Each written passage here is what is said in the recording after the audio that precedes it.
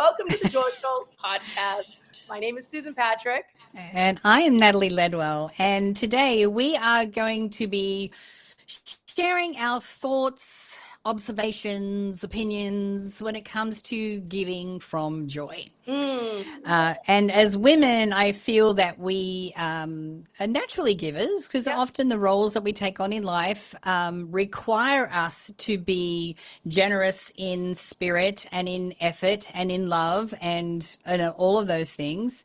And then sometimes giving can feel very depleting. So we're gonna talk a little bit about why that is, and how we can give from a place that's actually expanding our joy rather than robbing us of our joy.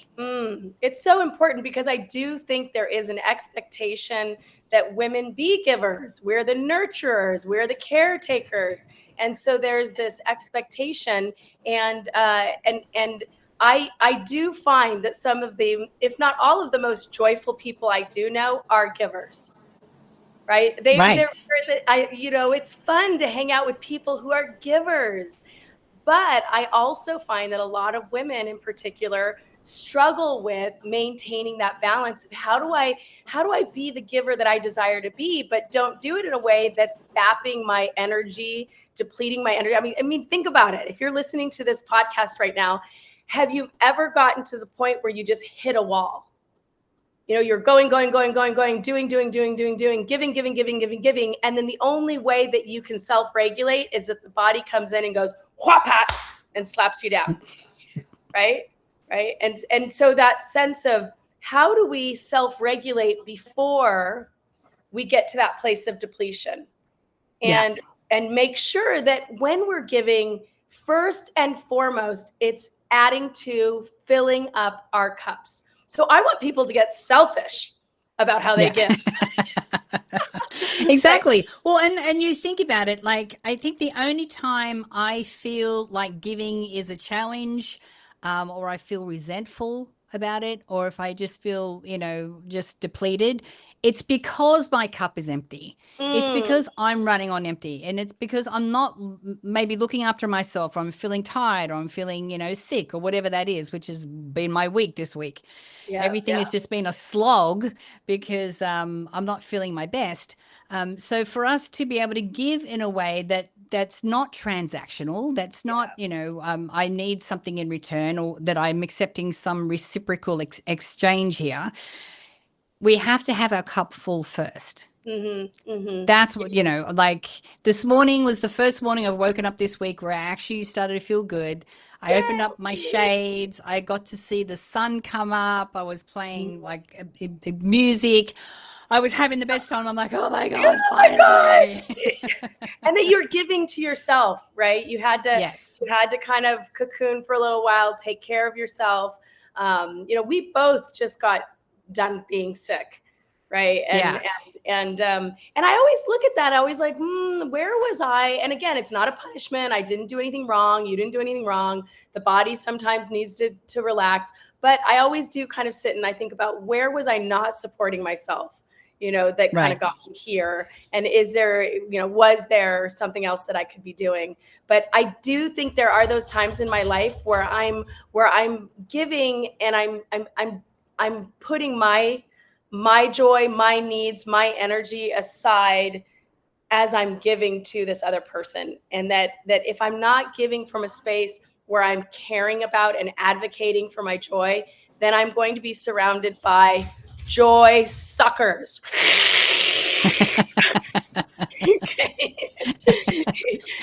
I know what I'm talking about. Well, you think about it, giving, we can give from an empty cup.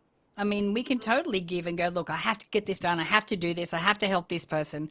And we don't realize that we have a choice. Yes. We can choose in those same situations to be giving from a place where we feel good about it, where we're like, no, I really want to do this. I'm loving this. And the act of giving is giving me joy, as well as giving the other person joy. Yes.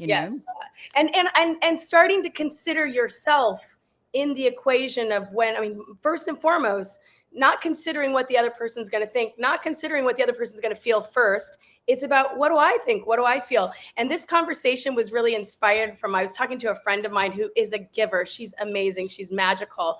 And she is a giver. And I feel like I'm a giver. I always say I'm a yes. You know, like, yeah.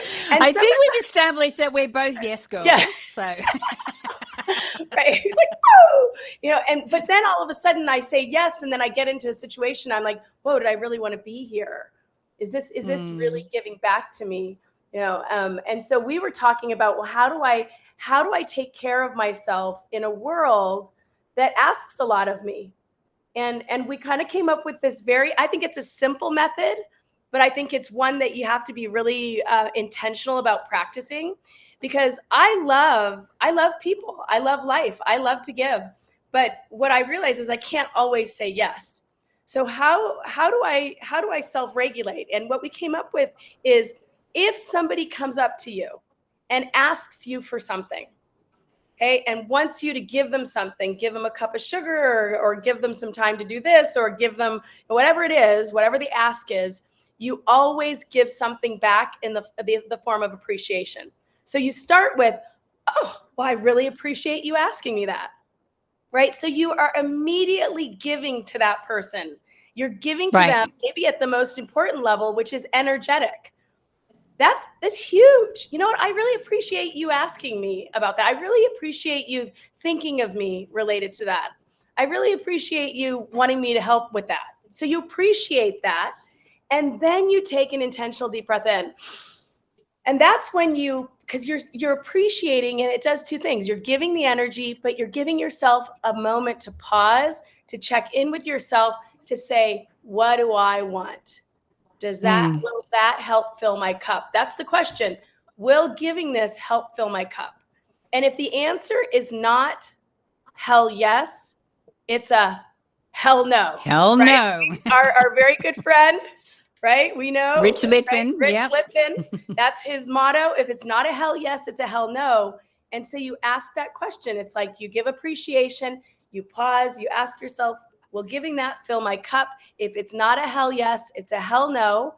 And then you just let hey, I appreciate that, but that's not going to work for me right now. Yeah, but thanks for asking. Maybe this person can help out. Yeah. Yeah. And what you're talking about, or you're brushing past at the moment, is how to set healthy boundaries. Yeah. You know, because someone asks you the questions or makes the request of you, you don't have to say yes.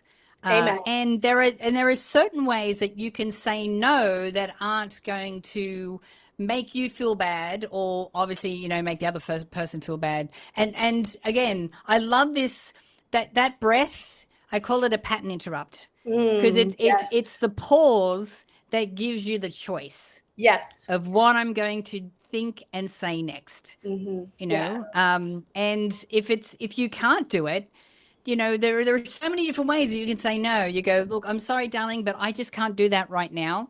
And then go, maybe you could do this, or maybe you could do that, or whatever. Or just go, look, I don't have that, or I'm not able to do that. And sometimes no is a complete sentence. Like sometimes, amen. Go on. Woo. And you know, as I grow older and more into my body and my wisdom and into my menopause, I love it because I'm loving the pause. It's the power of the pause. And it is that taking the intentional deep breath and really tuning into yourself and advocating for what's going to fill your cup. You know, and I have a really simple energy meter. I know some of you aren't watching this via video right now, but I got my thumb in the air, right? And it's like this energy meter. Does this make me feel like this? Woohoo! Thumbs up? Or is it like, meh, thumbs down?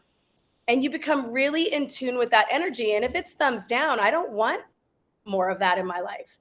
If it's thumbs up, I want more of that in my life. And so it has nothing to do about the ask hole in front of you. I love that term. I love that term, by the way. My friend, her name is Sylvia. She coined that. She goes, look, I'm an asshole. I'm a total asshole. And there are some people on the planet that are assholes, and God bless them. but you do not have to say yes to all of the asking. And we know this intellectually, but fine tuning this is something we're never going to get done doing. And this is a huge joy sucker. When you are giving out of alignment, you are giving your joy away. And you're not giving your joy to the other person. You're just spilling out that energy. Joy is life force. You're spilling out your life force. And so I want you to become a steward of your joy. I don't want to spill out my joy. I don't want to spill out my life force. I want to make sure that I'm holding it and I'm generating it and I'm curating it and I'm expanding it and I'm feeling it and I'm tending to it and I'm playing with it. It's mine. It's mine. Well, and here is the thing. I'm sure that there are some people who are listening to the podcast right now and go, look, that sounds great, but I'm caring for an elderly parent. Yes. Or I'm in a situation where I have to give. Like, I am the sole caretaker, I'm whatever. So, and it can be very challenging and very trying when you're in that situation because you are consistently giving. It could be thankless, and it could be overwhelming, and it could be just consistent in your life. And it's very challenging to be in that role and not feel like it's overwhelming and that you're, giving out of an empty cup. So in those situations, it's like, all right, so this is where I'm at. This is what exists right now. This is what's showing up in this present moment. So I still have a choice. I still have a choice to go, oh God, I've got to do this thing. Or, you could go, I get to do this thing. Yeah. I get to, this person may not be around for much longer. I might not be able to see my family or whatever that is, but try and shift your perspective or shift the way that you are looking at this and feeling about it for your own sanity. And this whole process that you go through, the other person doesn't even have to be aware that this is what you're doing. You're doing this for you. You're doing this for your own joy, for your own energy. Yeah. So I love that. I love that it's like I have to do this as opposed to I get to do this. Everything that you're doing in your life is your choice. Even though sometimes we can have a lot of data saying, yeah, well, I had to do that. Yes, and what happens when you're able to expand the thinking and allow yourself to see how much choice you're in? It is a more empowering space. It gives back more energy to you. And this process can be instantaneous. And so, yes, you may still have to, this is a horrible example, change your mother's diaper. That's what kind of came to my mind when I was thinking about when we had to take care of my mom before she died. You have to, you feel like you have to do this thing. But that moment of saying, intentional deep breath, my joy is important to me. I want to approach this in an energy that feels good to me. Why? Because I deserve to feel good. I get to do this thing. And that moment of self-soothing is such a gift to give to yourself. Yeah. Right. But the thing is that the only way you can get to that point, especially if you're in a situation like that, is that you have joy practices. Amen. During your day. Like, you need to also fill your cup, because I understand that if you are overwhelmed and everything is happening and it's just back to back to back, and you have no time or no moments in your day where you are filling your own cup and feeding your own joy, then it will be challenging for you to do that. Yes. The joy practices, right? Like talking about taking the intentional deep breath, verbalizing the importance of that. I deserve to feel good. There are these kind of these intentional practices that you put in your day where you're being a stand for your own joy. Because if you just try to do it when you're miserable and you haven't been practicing it, it's not going to work. Yeah. Looking yourself and it's not like saying, you got this. You're beautiful. Yeah. I love you. I believe in you. You don't have to do the same thing all the time. Because what I do is I'll check in and go, what would make me feel good in this moment? Yes. And it's not always the same thing, Nat, that question, let's just take a minute. That question in and of itself is genius. Because how many people in a moment where they're not feeling good aren't thinking about what can I do in this moment that would help me feel good? because it's putting you back in the center of what's happening rather than you being at kind of like the whim of what's happening around you. Yeah. And that's a beautiful stand for your joy, to say, what can I do right now that can help me feel good? And maybe it's 25 jumping jacks, and maybe, you know what I mean? Maybe it's, I just need to get my blood moving. Maybe it's, I need to just turn on some music and just dance and move my body. Yeah. Like this week when I wasn't feeling well, it was like, I'm just going to sit out on my balcony and get a little bit of sun on my skin. Isn't that lovely? Yes. That was what I could do. That's what would make me feel better in that moment. Because I didn't have the energy to go for a walk. I didn't, all of that. So it's like, all right, this will make me feel good. And then I played some music, and, I've got my Joy playlist that's my go-to. That, yeah. So those songs are always rattling around in my head. And I do love this conversation, because it is thinking about that sense of, how do I be my biggest advocate for my joy in the world? And not, because the conversation that kind of inspired this for me was thinking about the times that I've had to remove myself from people. And we kind of talk a lot about boundaries, and we talk about, having kind of healthy boundaries, healthy lines, but I'm not a natural remover of myself. I'm a leaner inner. I'm a leaner inner. I like that feeling about me.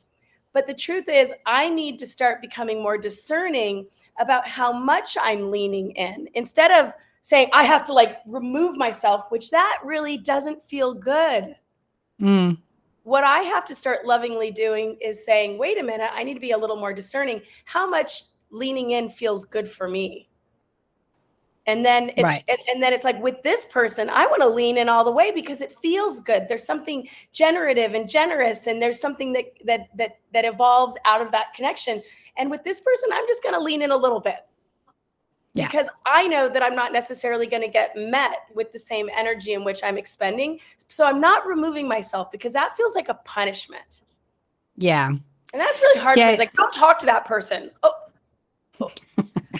I know, it feels weird. I actually, on one of my coaching calls last night, one of my students, a guy, he asked the question. He goes, how do you know who to trust? Like, how do you know when you're in that situation? And I go, these are my major rules. Number one, I will share, if I share something that's personal, if they can reciprocate to the same level at which I shared, I go, great. This is the level. If I share a little bit more and they can reciprocate back, then I know that we can go a little deeper.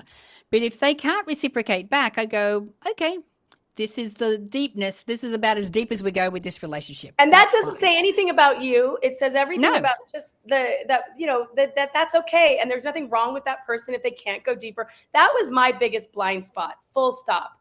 Here I thought I was having all these deep experiences with people, and it was because I was going deep. Right? So here I think I'm having all these amazingly deep experiences with people. They weren't. I was having a deep experience, but the fun and the maturity and the real play is when you're able to do what you do with what you're saying, where you're discerning. Like, yes. I'm not going to stop being me. I'm not going to stop leaning in. I'm not going to stop sharing. I'm not going to stop kind of going deep, but I'm going to start paying attention to, is it something that's filling my cup in return? Yeah. Right. And if it starts becoming depleting, then I need to go, oh, that's on me. That's not on that other person. Yeah. Right? And I have to make the adjustments. I have to make the adjustments because my joy is important. That's right. And so my second rule of thumb, which I learned very painfully when I was in my 20s, is that if someone has a certain characteristic that's not good, like you see them treating other people poorly, you have to know that eventually they will treat you the same. Because I had a friend who, I knew that he wasn't treating other people fairly, but I just never thought he would do that to me. And the thing is, they can't help it. It's part of their nature. eventually it's going to happen to you. So as soon as I see something that I don't agree with, I'm like, "Oop, okay, yep, this is as far as we go." Yep. And I've learned that lesson very painfully, so I will never have to go through that again. Yeah. And I will also say that the biggest part for me with respects to how do I know when I can trust is that trust is really about trusting yourself. Yes. Right? That I trust myself enough to be able to, and maybe that's my favorite word today, to discern this is how I am in this relationship. I don't need that person to create safety for me. I create safety for me. I trust myself and my capacity and my ability to be able to look at what's happening. And I think for me, I've really enjoyed, as I've matured into being a mature woman, I'm still playing with this, and I'm fine tuning it. We've been doing it since we were in our 20s, and you're never done. You're never done. You know? so Damn it. the joy of the fine tuning, right? The joy of the fine tuning, because that's really what it's about. And how sweet it is when you realize, wow, I trust myself. Yeah. Yeah. So as we are going to end the podcast for today, we're going to come back for the deeper conversation. And the deeper conversation is going to be around what the flip side of this coin is. Yes. Because, we can be giving, but the flip side of that is receiving, and how challenging that can be for us at this time of our life. And I have some really great insights that I want to share with our paid subscribers. I love this. Yeah. And if you're not listening to us on Substack, please reach out to Substack. And I'm going to actually end this podcast with a joke. Okay? Okay. Natalie didn't know I was going to do this, but I'm going to do this. What does a nun say when her bra strap breaks? She says, "My cup runneth over." And so hopefully you are in charge of your joy and you understand the importance of making sure your cup is full. On that note, we'll see you in the deeper conversation. All right. Thanks, everyone. We'll see you next week.